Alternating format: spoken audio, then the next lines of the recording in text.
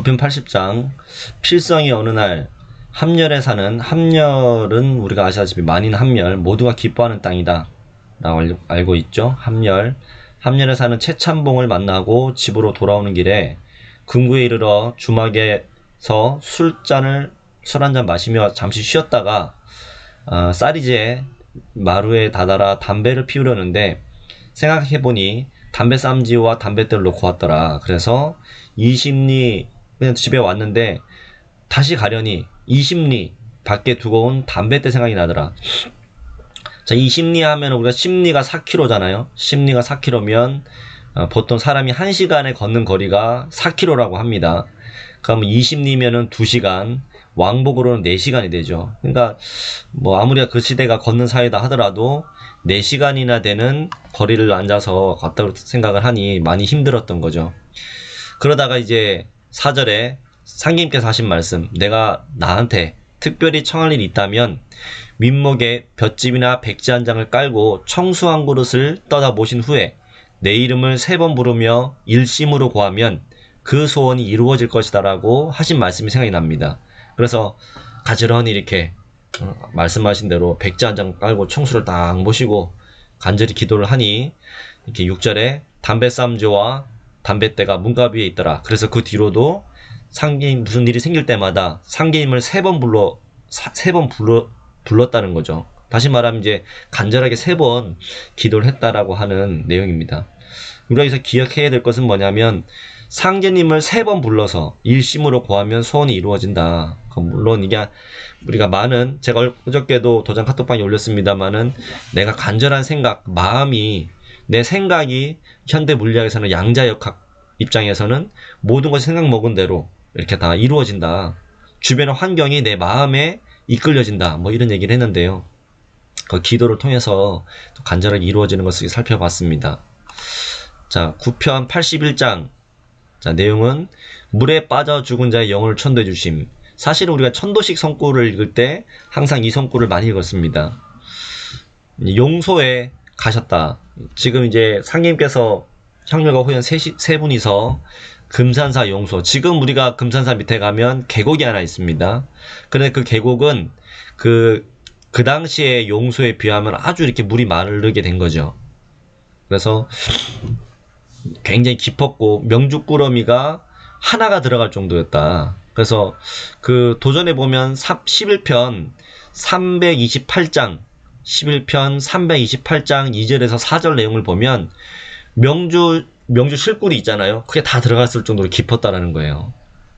그래서 이제 그런 깊이를 가지고 있었고요. 그래서 상님께서 내 손 잡아라 하시고 손을 내미니까 상님 그 용소 안으로 딱 들어가셨다는 거예요. 그래서 굉장히 급류도 셌지 않겠습니까? 그래서 급류가 나타나니까 상님께서 손을 둥그렇게 한번 저으니 순간 물속 나라로 들어가지더라. 그때 갑자기 오빠 하고 애타게 부르는 소리가 들리거늘 형렬이 대체 어떤 놈의 오빠를 거기서 부르냐 하고 소리치니까 호연이 오빠가 물에 빠졌는데 행여나 살았나? 여기 없던 사람이 있으면 대답해 보라고 하나 봐요 라고 이렇게 얘기를 합니다. 그러니까 8절에 상님께서 그렇지 않다. 9절에 여기에서 거꾸로 빠져 죽은 사람인데 자기 오빠를 슬프게 부르고 있다. 그러니까 이제 영혼이 죽지를 못하고 거기서 이제 맴돌고 있었다라는 거죠. 그래서 상님께서 이렇게 용서 밖으로 나오셔가지고 제물을 차리시고 천도제를 지내주시니까 주시면서 신도의 칙령을 내려 그 여인의 영혼을 데려가라고 명하셨다. 그러니까 이게 뭐냐면 10절에 굉장히 중요한 내용이죠. 우리가 일반적으로 절에서나 어떤 다른 형태로 천도제를 지냅니다. 그 대상이 그런데 천도를 해주는 대상이 사실 부처님에게 빈다던가 이렇게 되는 건데요.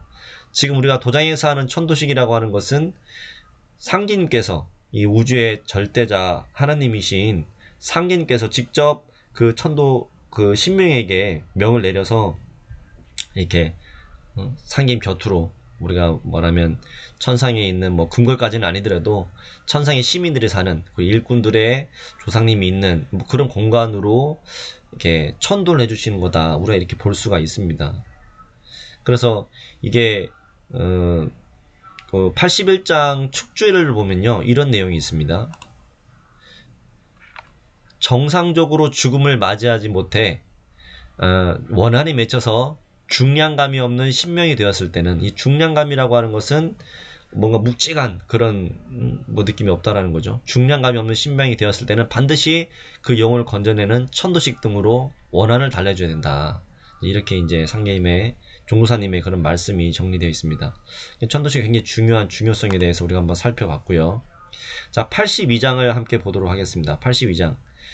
하루는 상계님께서 호연을 데리고 섭다리골을 지나시다가 냇가에 있는 넓은 바위에 돌로 금을 그으시며, 이게 장하홍련인데 요건 성이고 이건 동생이다. 성이란 말은 뭐 다 아시겠지만 윗사람이고 요건 아랫사람이다. 장하와 홍련이죠. 그러니까 장하홍련이 왜 여기 깔려 갖고 있어 하고 여쭈니 상님께서 장하홍련전의 곡조를 매겨서 구수하게 읊어주시더라. 그래서 장하홍련이 억울하게 죽잖아요.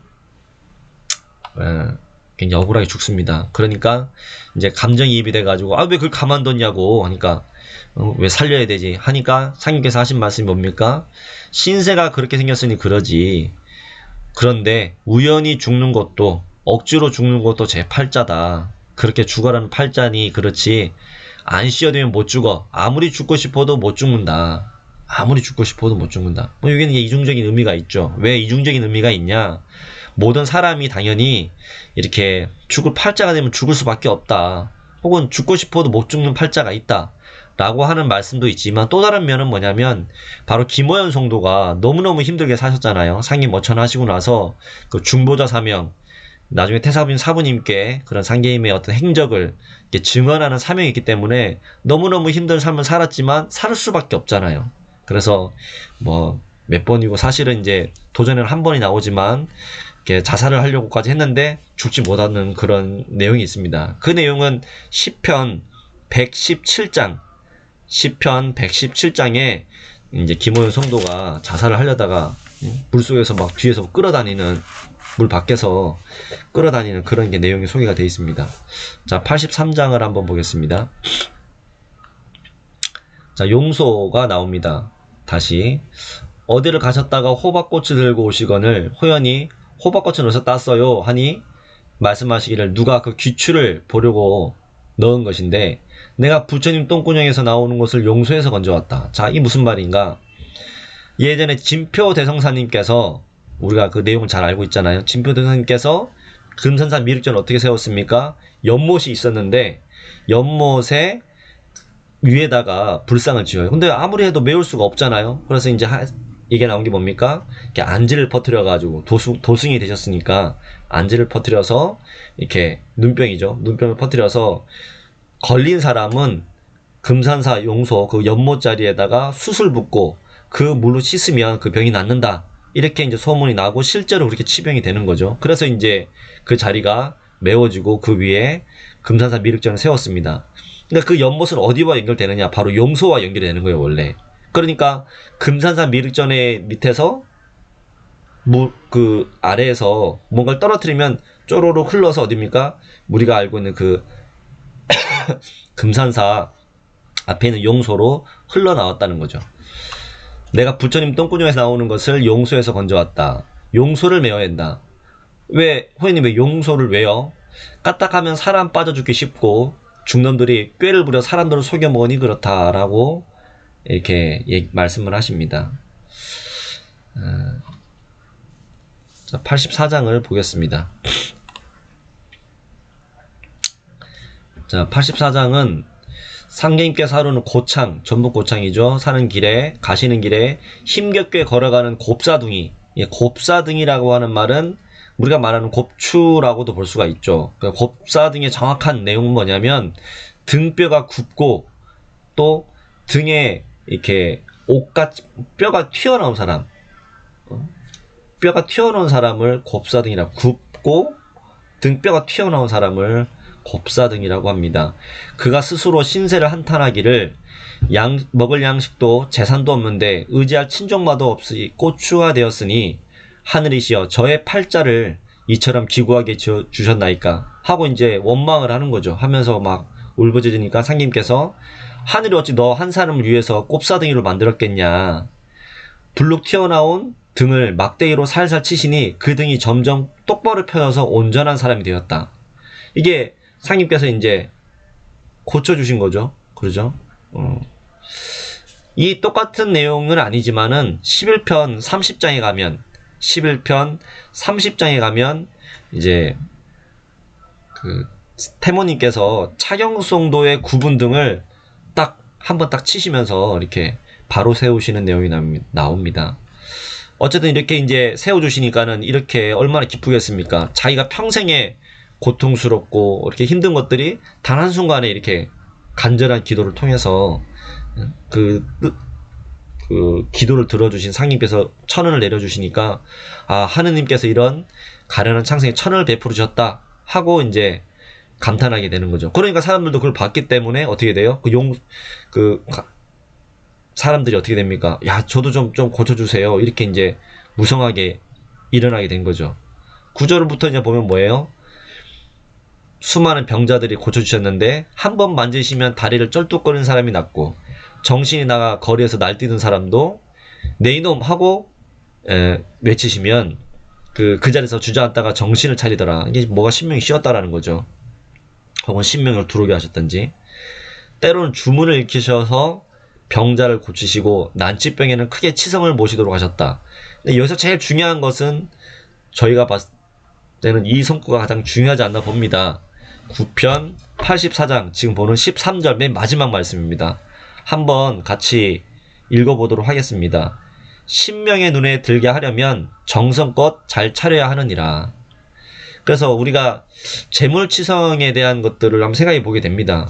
뭐 사실 우리가 이제 태모님의 말씀이나 이렇게 들어보면은, 아이 뭐 나는 뭐 나물만 줘도 된다. 나는 뭐 없는 살림을 다 아시니까 말씀하시는데, 또 실제로 신명들이 이제 그 태모님과 상님께서는 이제 그런 마음이 아니시다 하더라도 신명들은 이게 굉장히 정성껏, 이렇게 정성껏이라고 하는 것은 많이, 뭐 정성껏, 정성이라는 말도 들어가지만 정성껏 많이 이렇게 올렸을 때 또 크게 기운을 받더라 하는 것을 우리가 많이 이렇게 알고 있습니다.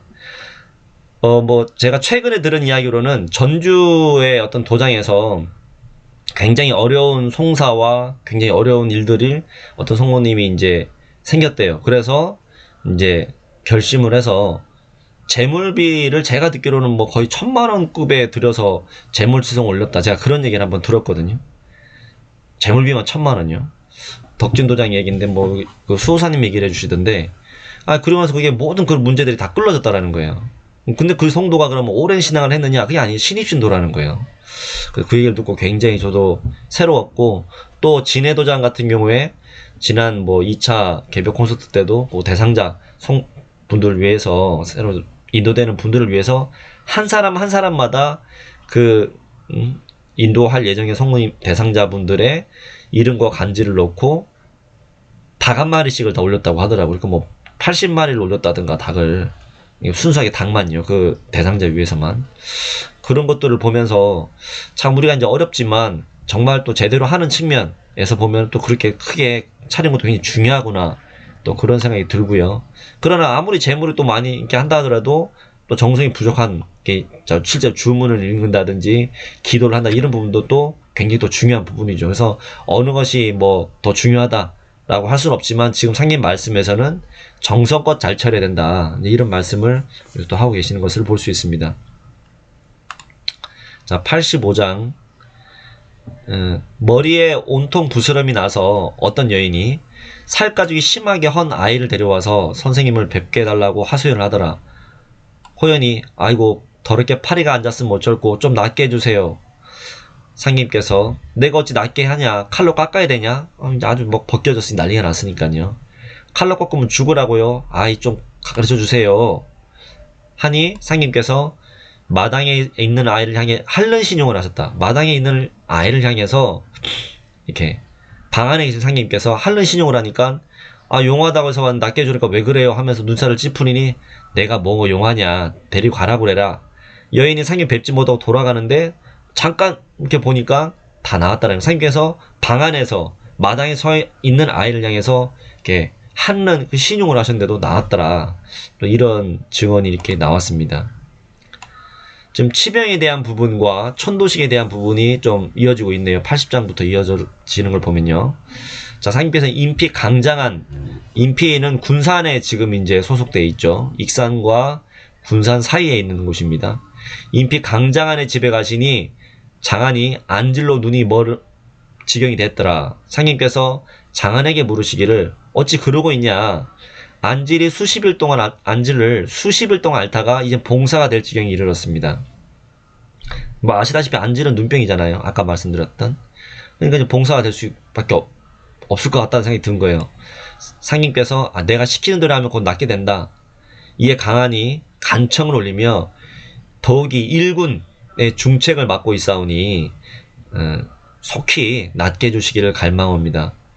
일신 중에서 눈은 천지의 일월과 같은 곳이다.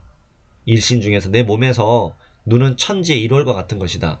하시고 술과 닭고기를 먹어야 곧 쾌차리라. 장한이 생각하되 선생님께서 드시려고 그러나 하면서 집에 닭도 있고 술도 있으니 하면서 하인을 부르라고 지시하려고 하니까 상님께서 집에 있는 건 소용이 없다. 그러니까 있는 걸 하는 건 소용이 없다. 사서 먹어야 된다. 그러면 사다가 먹읍시다. 그러니까 내가 있는 곳에서 술을 사다가 먹으면 되는 거 아니냐. 상님께서 가서 먹어야 된다. 눈이 이런데 어떻게 갈 수 있습니까? 부축하고 가자. 그래서 이제 하인의 부축을 받아서 관청에 있는 노비의 집으로 갔던 장한이 주한상을 차려드리라 하고 상인께서 자신은 먹지 않은 거예요. 상님께서 나도 그럼 먹지 않겠다 하시니 자기도 먹는 게 신용을 한 거죠. 상님께 다시 장한에게 배불리 먹어야 낫는다. 닭국에 고춧가루를 많이 타서 먹어라 하시니라. 장한이 어쩔 수 없이 국과 술을 많이 먹고 집에 돌아오니 눈이 더욱 아파서 견딜 수가 없거늘. 근데 상님께서 시키는 대로 이렇게 했잖아요. 근데 또 아프게 된 거예요. 조용히 자고 이른 아침에 동쪽을 향해 떠오르는 해를 봐라. 그러면 알게 되리라. 그 말씀을 딱 듣고 나서부터 확 졸음이 쏟아져서 잠들었다가 아침에 상님께서 당부하신 대로 이렇게 해를 바라보니 눈이 탁 회복이 돼가지고 더 또렷하게 보이고 통증도 없어졌다라고 하는 내용이 있습니다. 눈은 천재의 일월과 같은 것이다 라는 말씀이 좀 기억나는 구절이고요. 또 가서 먹고 사서 먹고 가서 먹고 배불리 먹고 그렇게 하시면서 이렇게 지금 치유를 해주시는 내용이었습니다. 자, 87장. 한 성도가 여쭈기를 매양 병자를 보시면 차마 그 아픔을 보지 못해서 몸소 대속을 하시니 무슨 까닭입니까? 하시니 여기 한번 같이 9편 87장 2절부터 5절까지 내용을 다 함께 읽어보도록 하겠습니다. 모든 병은 척이 있어 생기고 수가 있어 앓는 것이니라. 그러므로 척을 풀어주지 않으면 척으로 돌아가고 수를 제거하여 주지 않으면 화액으로 돌아가나니 내가 병고를 대신 앓게 되면 척은 스스로 풀리고 수는 자연히 소멸하느니라. 내가 천하의 모든 병을 대속하리니 그러므로 후천에는 억조 창생에게 병고가 없게 된다. 이런 말씀입니다. 여기서 가장 중요한 말씀은 저는 2절에 있는 말씀이라고 봅니다. 왜냐하면 우리가 이제 병이라고 하는 것에 대해서 여러 가지가 있는데 사실 지금 현대의학에서 밝힌 질병이 있고 현대의학에서 극복하지 못한 또 질병도 훨씬 더 이렇게 많습니다. 그런데 이제 그 상인께서 밝혀주시는 것은 뭐냐? 두 가지라는 거예요. 척이 맺혀 있다. 두 번째는 뭐냐? 수가 얽혀 있다라는 거예요. 이게 여기서 수라고 하는 게 뭐냐? 숫자가 얽혀 있다. 이런 문제인데요. 여기 보시면 지금 척에 대한 얘기는 밑에 좀 축주에서 풀어놓으셨어요. 척이라고 하는 게 뭐냐? 2절에 축주. 인간이나 원한을 맺고 죽은 신명이 뿌리는 살기다. 그래서 그 살기가 삶의 길을 막고 생명을 파괴하고 또 돌을 닦는 자나 세상에 살아가는 한 인생의 길을 막고 불행하게 빠지게 하는 근원적 힘 중에 하나다라고 해서 척에 대해서 말씀을 하십니다. 그러니까 사실은 우리가 공포 영화나 또 어떤 이제 범죄 영화나 이런 것들을 보면은 사실 이 척이라는 문제를 벗어나지 않는 경우가 많지가 않습니다. 우리가 보통 악인이라고 표현하는 어떤 그 드라마나 이런 걸 보면요, 영화라든지 실제로 척이 맺힌 관계 혹은 사회 구조에 대한 원에 대한 문제 이런 것들이 같이 이렇게 있는 거죠. 그런데 여기는 우리가 잘 알고 있습니다. 근데 선생님 말씀은 뭐냐면 수가 있다는 거예요. 그러면 수에 걸린다. 뭐냐? 야, 그런 수가 있다? 어떻게 이럴 수가 있냐? 그럴 때 수예요. 그런 수, 이럴 수. 그럼 이 수에 얽힌다는 건 뭐냐면 재수 없으면 걸리는 거예요. 말 그대로. 이 수라고 하는 거는 무작위거든요. 그런데 평균적으로 봤을 때 다른 편에서 상님 말씀을 보면 뭐냐면 유약하면 수에 걸린다는 거예요. 유약하면. 또 평상시에 내가 뭔가 이렇게 첫 문제와 좀 다른 뭔가 도수의 타이밍에서 벗어나서 혹은 어떤 이제 운수를 주어도 이어받지 못하면 뭐가 돌아간다 했을 때 이런 과정에서 또 이렇게 오기도 하고요. 그러니까 이것을 우리가 잘 신도적으로 해석하기가 조금 어려운 부분이 있어요. 하지만 이 수에 대한 부분을 자기가 기도를 꾸준히 하면서 보면 아, 내가 이것에 걸려 있다. 이것은 내가 끌러가야 될 도수다. 이건 나에게 온 뭔가 이게 시련인데 이것은 척의 문제는 아니다. 근데 그럴 때 걸리는 것이 수인데요. 이 수를 끌어내고 척신을 이겨내는 그런 모든 문제. 첫 번째는 물론 이제 참회에 있죠. 참회. 이 모든 문제를 끌어내는 근본에는 참회의 문제가 있습니다. 두 번째는 강력하게 그 기운을 이겨내기 위한 또 이렇게 뭐 운장주라든지 개벽주라든지 또 기본적으로 우리가 또 읽는 태울주라든지 이런 주문 수행을 통해서 혹은 이 배례를 통해서 이걸 내 몸을 더 강건하게 만들어야 되겠죠. 영적으로 강건하게 만드는 거. 그래서 2절에 있는 말씀 모든 병은 척이 있어 생기고 수가 있어서 그렇다. 수가 얽혀서 그렇다. 이 문제를 이제 우리가 좀 더 이해를 하게 되고요. 그럼 모든 문제의 근원은 사실은 근데 상님께 심고를 드리면서 이렇게 대속을 해주신 상님께 기도를 올리면서 끌러가는 방법이 정도다. 이렇게 이제 볼 수가 있겠습니다. 자, 그리고 9편 88장이 병오년입니다. 병오년은 1906년이고요. 지금 인피읍내 이봉현의 집에 머무르실 때 5월이죠. 그 사람이 위웃 사람이 아내가 폐병을 앓은 지 오래돼서 나을 가망이 없으므로 상님께서 살려주기를 애걸하니 상님께서 파란색, 빨간색 염색약을 물에 풀어 그 사람으로 손에 적게 하니 손이 되게 됐어요. 파란색, 빨간색 약이 섞여서 청홍색이 이제 물든 거죠. 웃으시며 말씀하시기를 손을 씻지 말고 염색이 저절로 지게 둘지어다. 그 염색이 질 때에 아내의 병도 낫게 된다. 이런 말씀을 이렇게 하십니다. 뭐 알 수 없죠. 그게 그 신명들 아내는 항상 마주하게 되잖아요. 제 개인 해석입니다. 아내는 마주하게 되는데 손에 빨간색, 파란색, 청홍색 물이 드는 걸 보고 뭔가 이렇게 뭐 신명이 도망가든지 그런 시간이 사라질 때쯤 가게 된 건지 뭐 그렇게 보지 않나 싶기도 하고요. 뭐 잘 모르겠습니다. 이 부분은 제 생각이고요. 또 이웃 사람 인피입니다. 이 명택이 안질로 고생하다가 상님께 와서 고쳐주길 청하니 술을 마시게 하고 백지에 글을 쓰신 다음 비벼서 심지를 만들어 눈에 대시니 눈물이 흐르고 곧 나오더라. 눈물이 흐르더라. 이런 내용이 나오고 그 다음에 이제 7절에 동쪽 하늘을 가리키시며 우러러 보라 하시니 대낮임에도 밝은 별이 나타나 있거늘 저 별의 정을 내 눈에 옮겼다. 별의 정기를 내 눈에 옮겼다. 엄청난 말씀이네요.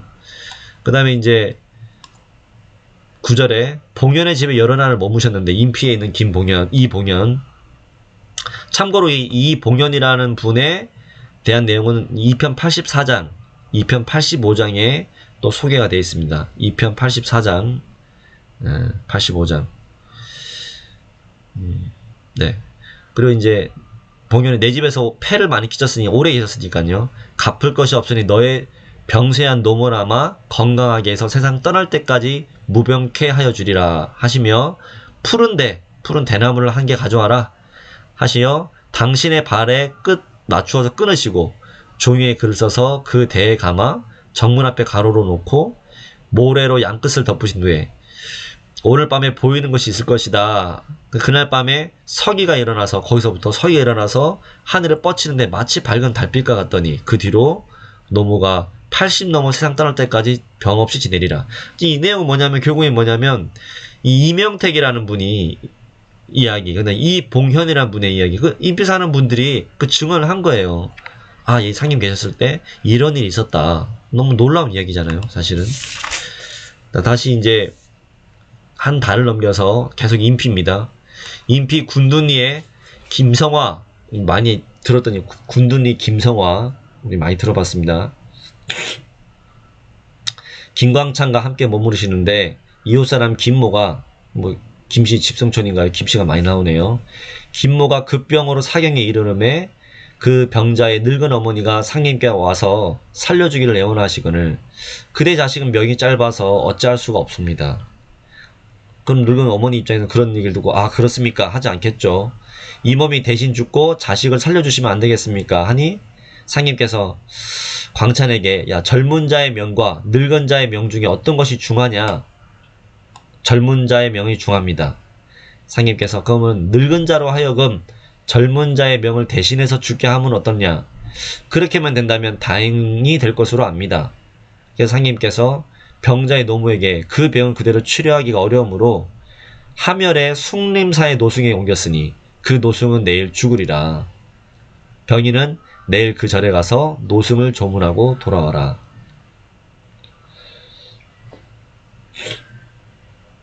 이로부터 김모가 완쾌돼서 이튿날 그 절에 가니까 정말 그 노승이 죽었으므로 조문을 하고 왔다. 이것도 이제 실화죠. 자, 90장을 넘어가겠습니다. 하루는 어느 동네에 이르신 슬픈 만가라고 하는 것은 죽은 사람을 이제 보낼 때 부르는 노래죠. 만가를 부르며 운상 행렬이 지나가거늘 어느 결에 들으셨는지 상여 안에서 고개를 내밀며 너희들 뭐하냐? 장강채 위에 있던 소리꾼이 상님을 보곤 기겁해서 땅에 떨어졌다. 모두 크게 놀라 운상을 멈추고 행렬을 멈추고 보니까 뭐 왜 그러시오 하니 선소리꾼이 저길 봐시오 하니까 상님께서 상여 속으로 쏙 들어가셔서 노래를 흐드러지게 부르시니 모두 혼비백산하더라. 아 이놈들아 성장도 안 가지고 오고 나를 데리고 와서 왜 그러냐 너희들 집에 가봐라. 그러니까 상여 운상 행렬은 그거잖아요. 관을 이렇게 입관을 해서 딱 가시는 길 이렇게 보내드리고 이제 입관하러 가는 거잖아요. 근데 그 안에 송장이 없고 상님께서 나오신 거예요. 그래서 하신 말씀이 너희 집에 있다. 가보니까 망제신의 방 아랫목에 있더라. 이건 또 어떤 공사인지 그냥 하나의 해프닝인지 알 수는 없습니다. 또 다른 날이에요. 구절은 다른 이야기예요. 운상하는 상여 위에 오르셔서 만가를 부르시니 상여꾼들이 멈춰서 듣고만 있거든.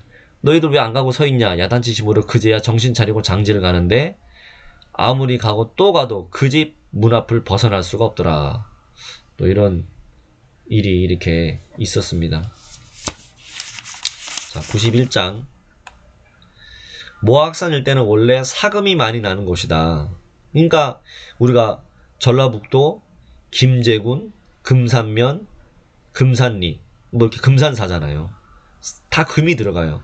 원래 금이 많았다는 거예요. 그래서 본래 사금이 많이 나는 곳이었다. 사금은 이제 모래처럼 이렇게 아주 가늘은 금들이죠. 하루는 원평에 사는 한 광부가 주저앉아 크게 한숨만 쉬고 있거늘 상님께서 지나다가 사유를 물으시매 그 광부가 아뢰기를 저는 사금을 캐서 먹고 사는데 비는 오지 않고 물도 바싹 말라서 사금을 캐어놓고도 일지를 못하고 있습니다. 며칠째 양식이 없어 굶고 있는데 비올 가망이 없으니 답답하고 한스러워 그럽니다. 지금 녹줄이 지금 걸린 거잖아요. 그래서 상님께서 비를 내려주리니 술 좀 받아오고 명태 한 마리 삶아서 와라 하시니까 반신반의하면서 술과 명태를 구해다 올린 거예요. 뭐 어려운 살림에 바친 거죠. 사절이 굉장히 좀 중요한 내용이라고 봅니다. 상님께서 먼저 말씀하잖아요. 그래 네 녹줄을 끓여줄 테니까 근데 그냥 아니고 뭐 명태하고 술 좀 사와라. 이 사람이 지금 며칠째 굶고 있는 집안이라고 그랬잖아요. 며칠째 양식이 없어서 식솔들이 굶고 있는데 거기서 뭐 술과 명태를 어떤 분의 얘기를 듣고 선뜻 하기가 쉽지 않잖아요. 그러나 구해온 거죠. 그래서 5절에 명태를 앞에 놓고 술을 따른 다음 절을 하라 하심으로 정성껏 절을 하니 갑자기 비가 와서 사금을 채취하려는 모래 위로 소나기가 쏟아져서 그 사람이 사금을 많이 캐게 됐더라. 그 뒤로 잘 살게 됐다 까지 나옵니다. 이 내용이 구리꿀 일대에 전해지는 생생한 일화라고 합니다. 자, 92장. 함께 사는 상생의 정신을 일깨우심. 하루는 오랜 가뭄 끝에 비가 오거늘 윗노는 물이 없어 그대로 말라있고 아랫노는 물이 넘치더라. 이상이 여기서 어째 위에서 내려오는 물이 아래에는 있고 위에는 없더냐. 상님께서 네가 몰라. 말씀하시기를 나는 그렇다. 윗논 붙이는 놈은 심보가 나빠서 아랫논 사람이 배고플수록 좋아하나니 이 사람 잘 되게 하느라고 여기만 물을 주었다. 내 심보도 못 쓰냐? 이런 말씀을 하시죠. 말씀하시기를 배고픈 놈은 물을 줘야 밥을 먹고 살아. 밝은 대낮에 불을 쓰면 밝은 줄 알지만 캄캄한 밤에 불을 쓰면 밝고 좋은 줄 알지. 그러니까 배고픈 사람한테 밥을 줘야 감사한 줄 알지 배부른 놈은 줘도 고마운 줄을 모른다. 가난한 사람이 물을 줘서 살려야 안 되겠냐, 이제 이런 말씀하시는데요. 그러니까 이제 뭐냐면 원래 말랐는데 윗놈 주인의 심보가 나쁘니까 상님께서 아랫놈에만 물을 대주셨다 얘기예요. 말씀이죠. 참 뭐 그러신 말씀이죠. 결국 근데 그 심리, 이 말씀의 심리에서는 그냥 상님이 하신 게 아니라 아마 윗논에 있는 사람이 지만 물을 대고 아랫논은 물을 안 흘렸다, 이렇게 볼 수밖에 없어요. 그러니까 상님께서 이렇게 일부러 그렇게 하신 거로 봐야 된다고 봅니다. 그러니까 상님께서는 아주 힘들어하고 간절하고 그런 사람들한테 많이 이렇게 베풀어 줬지 않았나 생각이 듭니다. 93장 마음부 굳은 놈은 못 쓴다.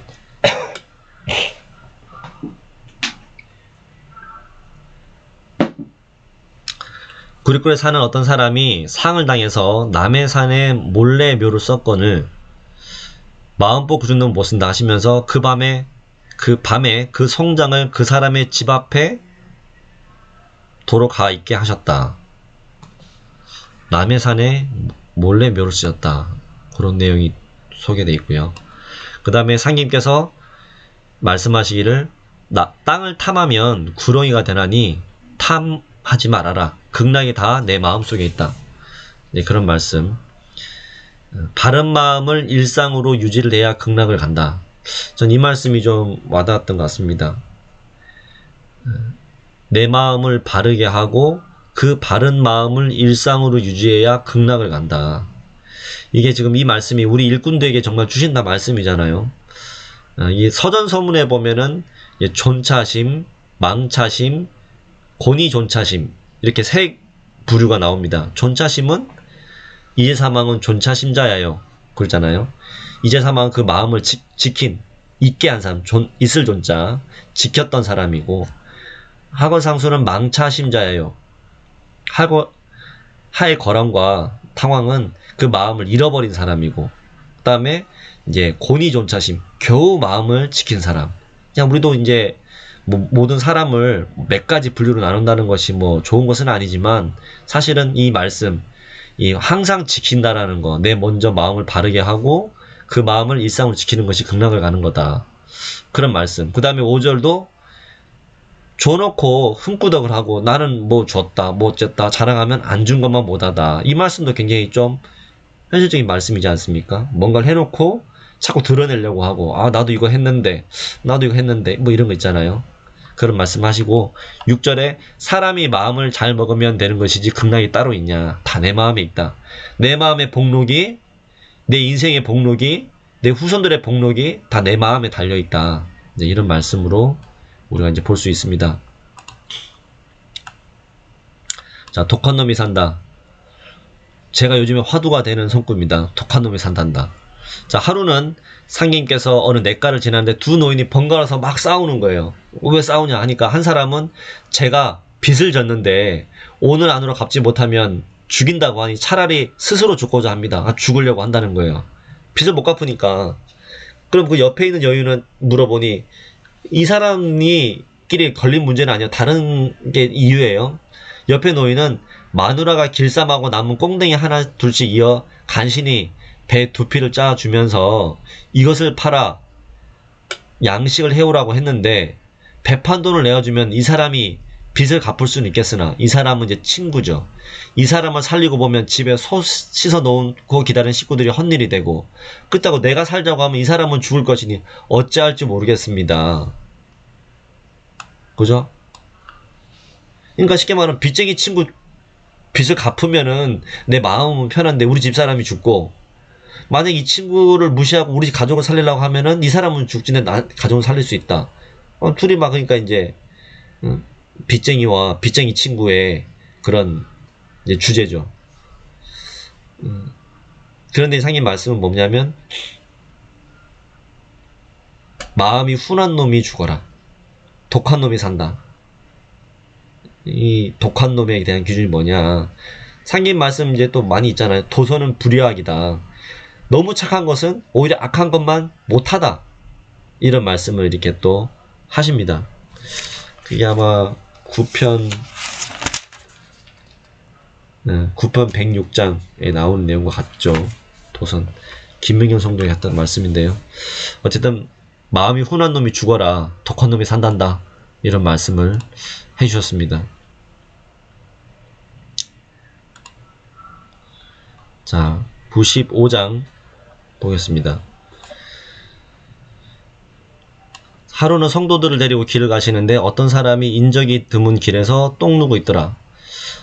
사람이 다니는 길이긴 한데 많이 다니는 길은 아니고 길에서 똥을 누고 있더라. 근데 어디서 누고 있냐면 위치가 길의 가운데서 똥을 누고 있더라는 거예요. 길 가운데서 똥을 누고 있는 거예요. 상교수님 질문을 하십니다. 저놈한테 한마디를 해야 되냐 말아야 되냐 하시니까 성도들이 대답하기 전에 상님께서 이런 말씀하십니다. 길가에서 길의 가장자리에서 똥 누는 놈은 훈계를 들을 것이나 길 가운데서 똥 누는 놈은 곧 죽어도 반박을 할지니 그냥 돌아서 가자. 왜 그럴까요? 길 가운데서 똥 누는 사람은 얘기해도 소용이 없고 오히려 반발을 한다고 하셨고, 길 가에서 누는 놈은 얘기를 하면 이제 알아들을 것, 훈계를 들게 될 것이다. 왜 그럴까요?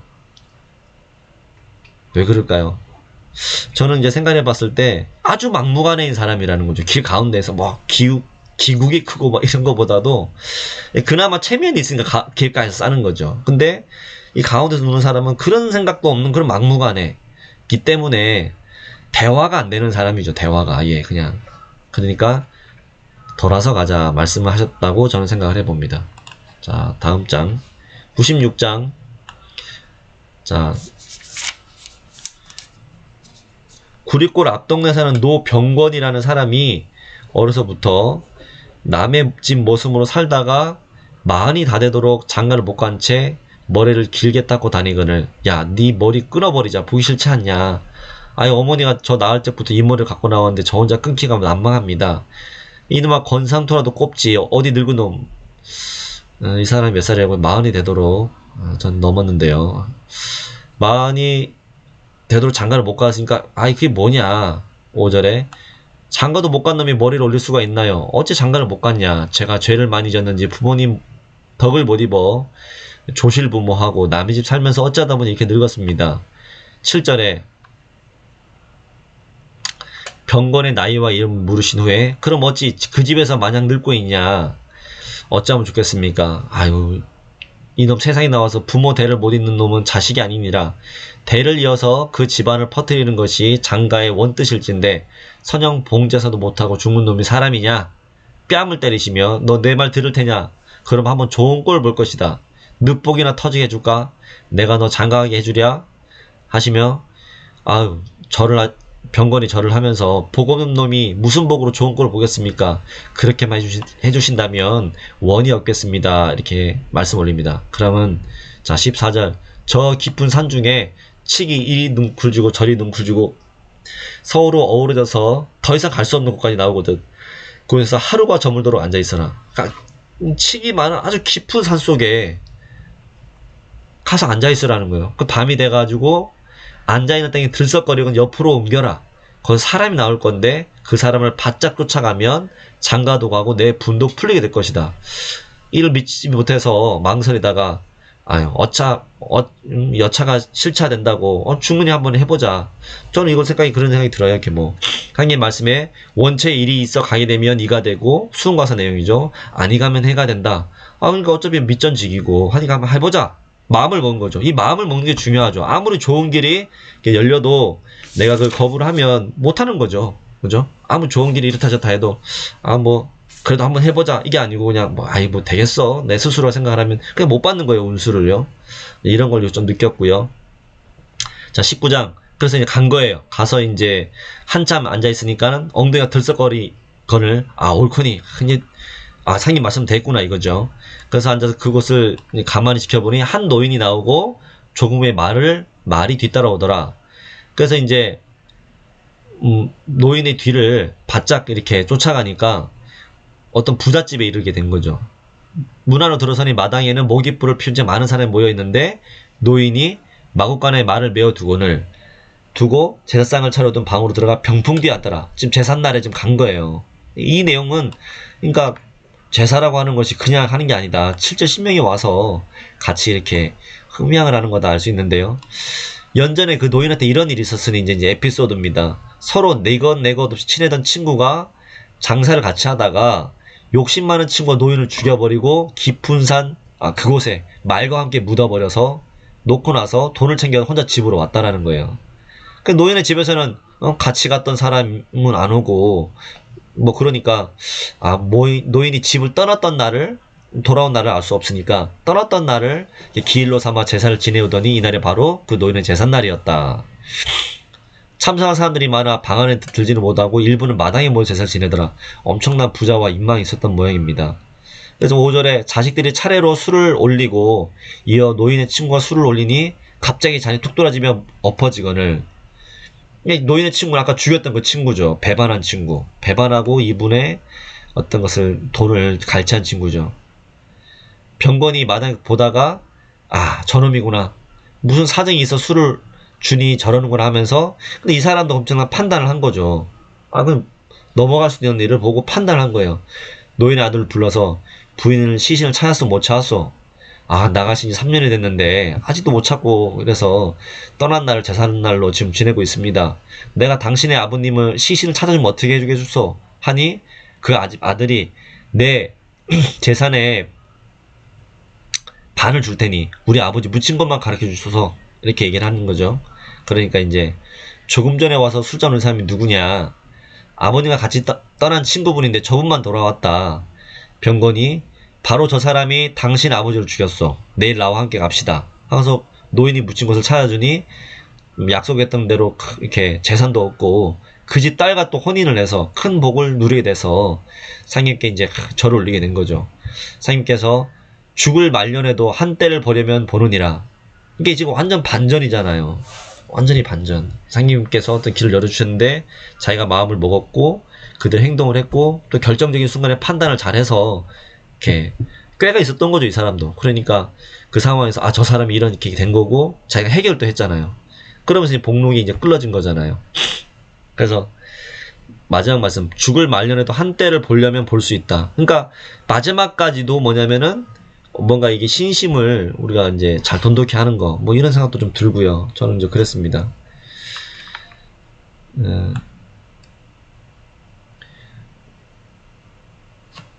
그리고 아까 이제 봉제사에 대한 부분인데요. 그 부분은 아까 축주에 하나 나와 있는 게 있습니다. 축주. 요건 한번 우리가 이제 읽어 주실 수 있는 내용인데요. 이게 9편 96장에 대한 축주인데요. 9절의 축주인데 선영 본공의 의무를 도외시하여 제사를 지내지 않는 자손은 금수로 취급을 하셨다. 지금 서구의 유일신 문화에 오염돼서 인간의 사후세계를 알지 못하는 사람이 적지가 않은데 지금 사실 그렇잖아요. 아까도 어떤 분과 우리 도생 성모님과 식사를 잠깐 했는데 내 자식들이 가서 누굴 데려올 때 예수쟁이만 안 데려왔으면 좋겠다 이런 얘기를 하시던데 그러니까 신앙을 하고 안 하고도 떠나서 사실 이렇게 봉제사의 문제 중요하잖아요. 우리가 단순히 그냥 전통 의례니까 하는 게 아닌데 그래서 우리가 이 귀와 신 두 글자를 완전히 이해하려면 우주 창조 문제와 시간의 비밀 천지 무생명의 생성 문제의 근본에 도통할 수가 있다. 이런 말씀을 이렇게 또 종사님께서 이렇게 내려주셨습니다. 그래서 그러니까 영적 세계의 문제에 눈을 뜨는 거 굉장히 중요한 인생의 관건이다. 이렇게 단순히 그냥 관습이 아닌 그런 걸 한번 생각해 볼 수 있고요. 자, 97장. 김갑질 성도. 김갑질 성도는 다 아시다시피 상제님의 수석 비서다. 수석 성도는 김형효 성도. 김갑질 성도는 수석 비서. 이렇게 되는데요. 자, 한번 읽어볼게요. 갑칠이 급히 돈 쓸 일이 있어서 사방을 구했거늘. 자, 첫 번째, 김갑질 성도가 지금 돈이 필요해요. 상이 근데 이걸 아시고 뭐라고 하시냐면은 돈 300냥을 구해오라 하지 마세요. 이게 좀 이해되십니까? 돈이 필요한 사람인데 상계님께서 그걸 아시고 돈을 주신 게 아니고 돈을 구해오라 하시는 거예요. 300냥을. 그러니까 어떻게 해요? 갑칠이 아주 신심이 있고 상임에 대한 믿음이 강력하니까 논밭 6두락을 급히 팔아서 올리니, 지금 뭐냐면 사람은 누구나 뭐 돈을 재놓고 사는 건 아니지만 기본 그게 있고 필요하면 뭐 이렇게 돌려서 쓰기도 하는데, 지금 상님께서 뭐냐면은 그 가진 거를 싹 다 팔아서 지금 하게 하시잖아요. 그러니까 상님께서 돈을 방바닥에 깔고 공사를 보신 뒤에 도로 돌려주셨다. 그래서 갑칠이 이 돈을 급히 쓸 곳에 써서 없앴더니 김제 부자 윤희영이 그 논밭을 사서 갑칠에게 위토답으로 맡기게 되더라. 그러니까 뭐냐면 자기가 쓰던 것은, 논밭은 그대로 쓰게 됐고 돈은 이렇게 나는 딴 데서 구하려고 했는데 상님께서 뭐예요? 네가 가진 걸 내서 해라. 그래가지고 공사를 보시고 다시 돌려주신 거예요. 그러니까 내가 원래 필요했던 걸 썼고, 또 동시에 내가 이제 다 팔았다고 생각했던 그것이 또 내가 쓴 것처럼 위토답이라고 하는 것은 나오죠, 축주에. 위토로서의 논, 산소에서 제사를 지내는데 드는 비용을 마련하기 위해서 경작하는 논이다. 이렇게 지금 되어 있습니다. 그러니까 이 사람이 또 그 김관성도는 계속해서 그걸 쓸 수가 있게 된 거죠. 그러니까 사사보다 공사를 먼저 끌었더니 개인적인 일로 돈을 필요해서 구했는데, 상임에서 공사로서 공적인 일로서 돈이 필요하다 해서 먼저 끌는 거예요. 개인적인 일도 중요하지만 상생님께서 필요하다 하니까. 근데 그게 다 끌어져 있더라는 거죠. 이 내용이 지금 김갑질 성도에 내려주신 은혜다 이렇게 나와 있고요. 그 다음에 99장, 자, 동기 간의 우애 있고 일가 간에 화목을 해야 된다.